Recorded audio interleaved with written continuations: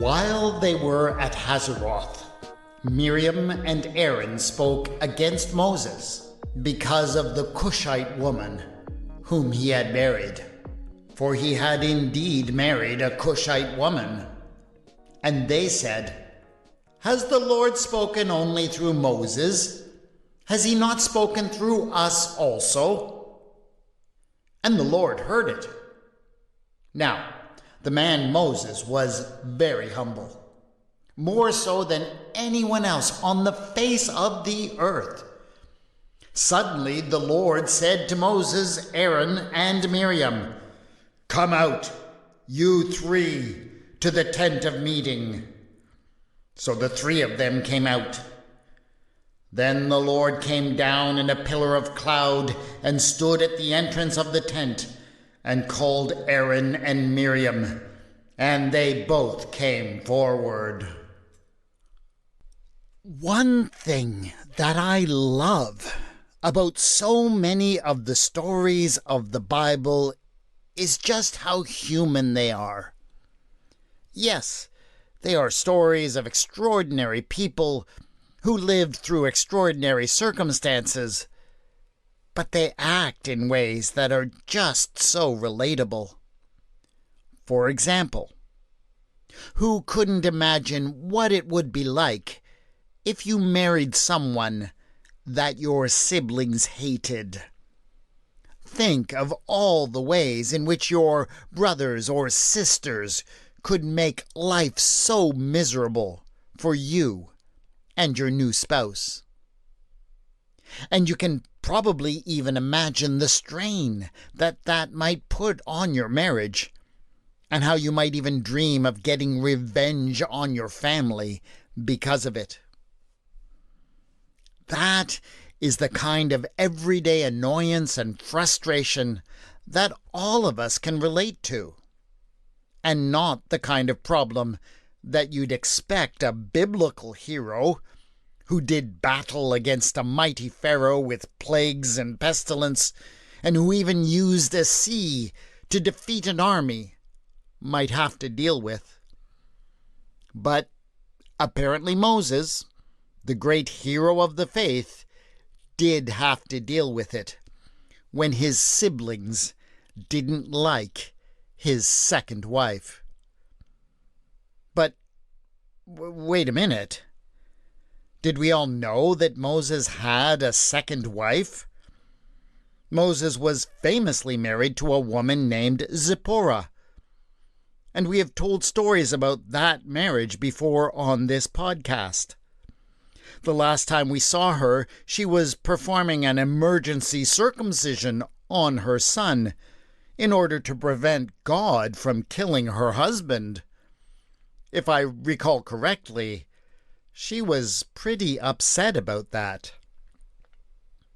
Is this a multiple wives situation? Which, of course, is quite common in the Old Testament. Or did something happen to that first marriage? And what about this other woman, this Cushite? How did they meet? And why did Aaron and Miriam object to her so much? There has got to be a story there. And, well, this is Retelling the Bible.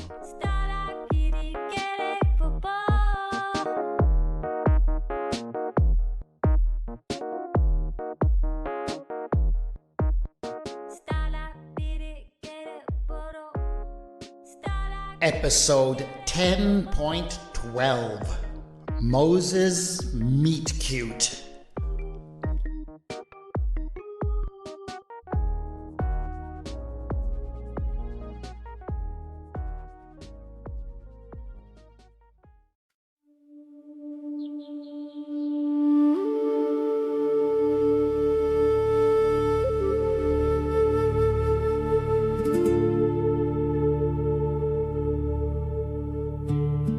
Moses had met Zipporah at a very vulnerable time in his life. He had been on the run.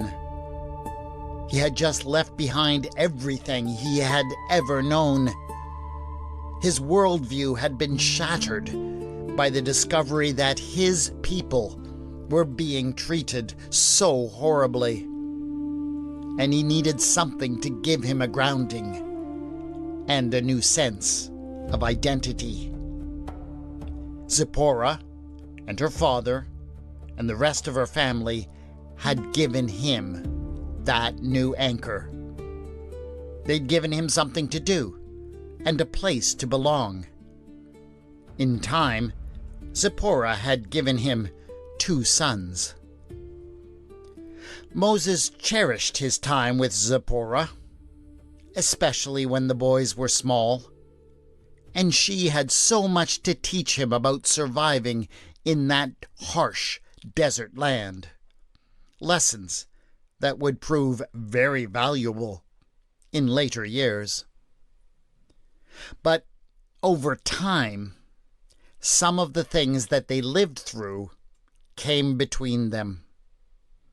She had never completely accepted his commitment to the God, Yahweh, for example, especially after the incident where Yahweh had tried to kill him, and she had been forced to circumcise her own son to try and save his life.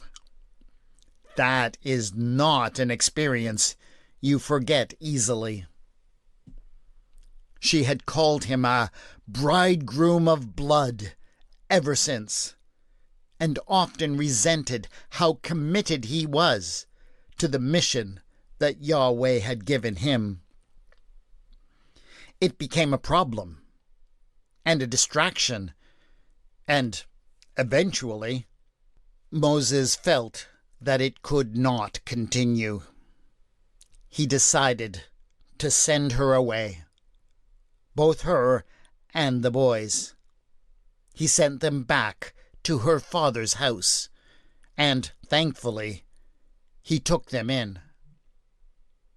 It was sad, to be sure, to see a marriage that had meant so much come to an end, but those things happen. The only continuing irritant was that Moses' brother and sister had been very close to Zipporah. They continually complained to him about her absence and tried to convince him that he should try to reconcile. They just didn't understand. It was over, and Moses knew that he needed to move on.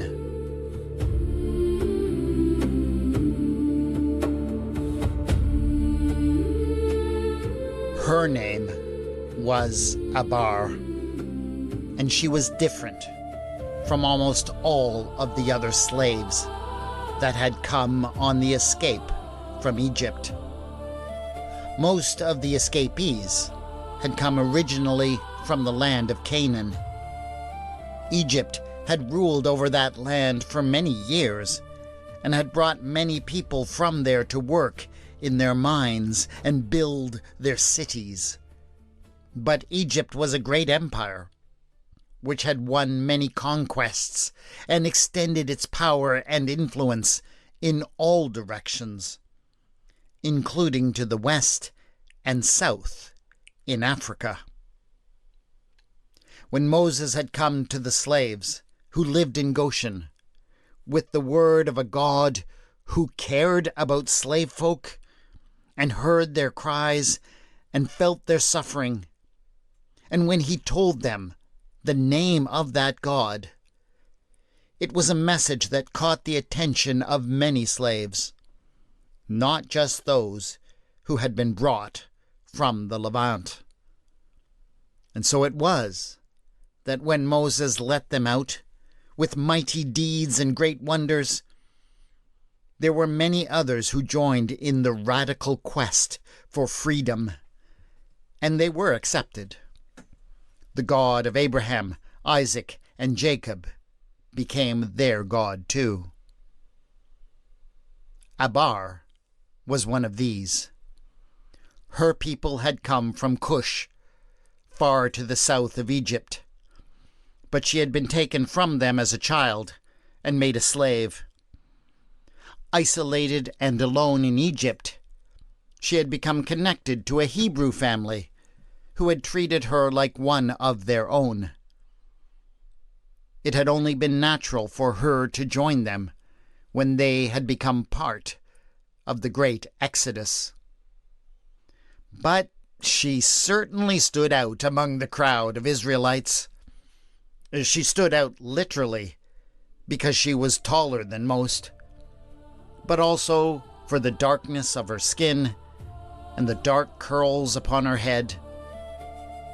Most of all, she was admired by the people for her great beauty.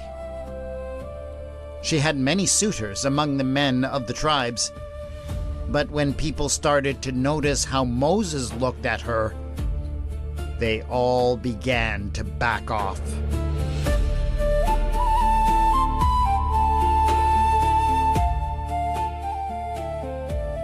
One day, Abar was fetching water from a wilderness well for her adoptive family. Moses finally found his opportunity. "So," he approached casually, "do you come to this watering hole often?" The question was so ridiculous that she didn't answer, and Moses had to try again. Your eyes are so beautiful," he ventured, "that I could get lost wandering around in them for 40 years. That line was a bit too much, and it led to her fleeing in confusion. But the first contact had been made, and in the following weeks, Moses continued to find ways to cross her path.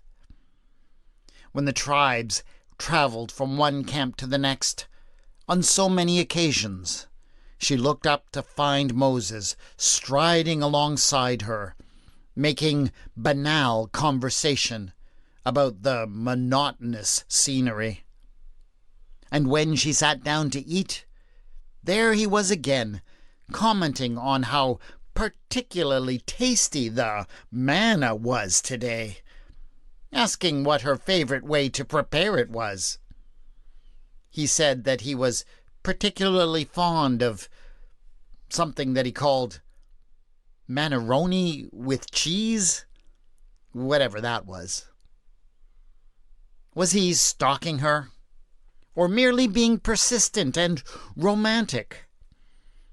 I suppose that is something you'd have to ask her, but many people who saw him thought that it was pretty creepy. None complained more than Moses' own siblings, Aaron, and especially Miriam. They berated him constantly and told him that he was behaving like a lovesick teenager. "What's worse," Miriam would say, "you are more than twice her age. Why, she's only 40 years old, and young enough to be your granddaughter." "Yes, isn't it time you started acting your age?" Aaron would add. But Moses would hear none of it. He was high on love, and he didn't care who knew it.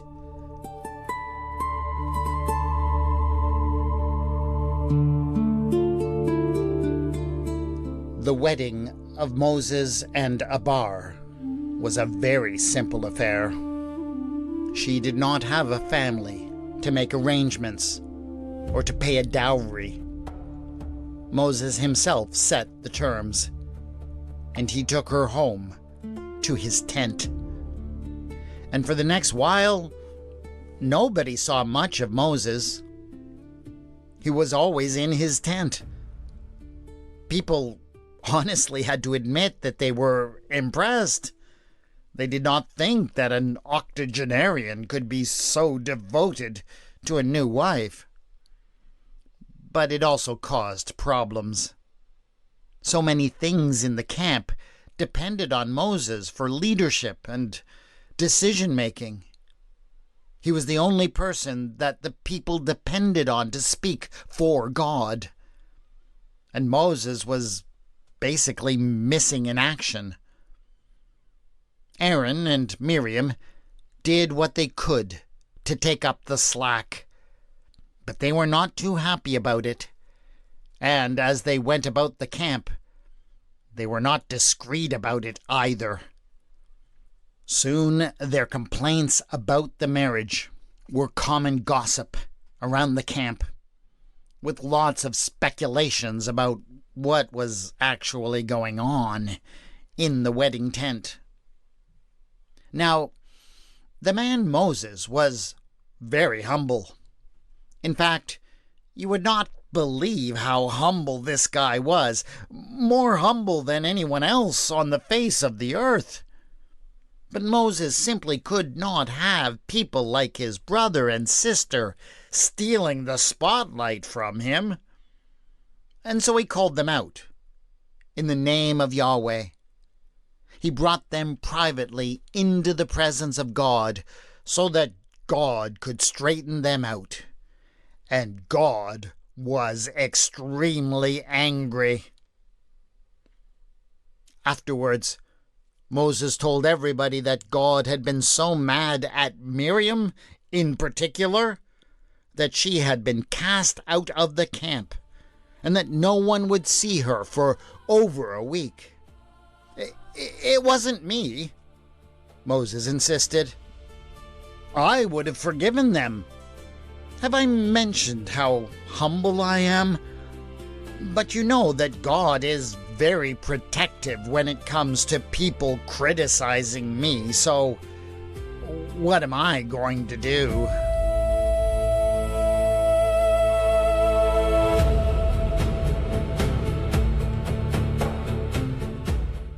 And so, thanks to a rather clear demonstration of the wrath of God, the gossips, the whispers, and the complaints about Moses all went away. Moses and Abar went on with their lives together in peace. And when, sometime later, the sounds of lovemaking that had come so consistently from their tent were replaced by raised voices and anger, nobody dared say anything about that either. And I wonder, did they all live happily ever after?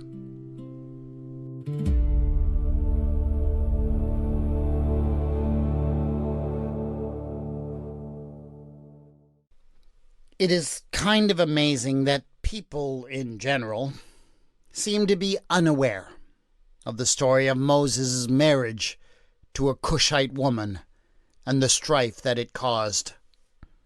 The mention comes out of nowhere, and it raises so many questions. Who was she? How did she get there? How did she and Moses meet? And why did Aaron and Miriam have a problem with the marriage? So I could not resist harnessing the storytelling powers of this podcast to come up with my answers to those questions. I suspect that most people have missed the apparent divorce of Moses and Zipporah as well. When it says that Moses had sent her away and that her father took her back, that was a common way to describe a divorce at that time. And of course, that also raised all kinds of questions for me. Now, I should note that in many traditional interpretations of this story, this Cushite wife of Moses is assumed to be Zipporah, who is just suddenly described as a Cushite for no reason, despite the fact that she is said to be a Midianite throughout the story up until this point. That didn't make much sense to me, and I suspect that that interpretation has more to do with trying to save the reputation of Moses than with anything actually found in the text. But maybe that is just me. What do you think? Did Moses' wife suddenly turn Cushite? Or did he find another woman and enter into a somewhat problematic marriage in his old age? That is it for this episode of Retelling the Bible. Join us again in 2 weeks' time for another episode. Another new approach to an old Bible story. The theme music for the podcast is Ada by Kevin MacLeod. The mood music for this episode was Madeira's Misty Giants by Sasha End. The music is licensed in the Creative Commons and can be found at incompetech.com and at endy.app, respectively. You can contact me on Bluesky at Retelling the Bible and on the Facebook page Retelling the Bible. Show notes have been posted at retellingthebible.wordpress.com. Thanks to my Patreon supporters for all your ongoing support. It means so much to me to know that you are there. Go to patreon.com/retellingthebible to join them in supporting this podcast. This is Retelling the Bible, and I have been your storyteller, W. Scott McCandless.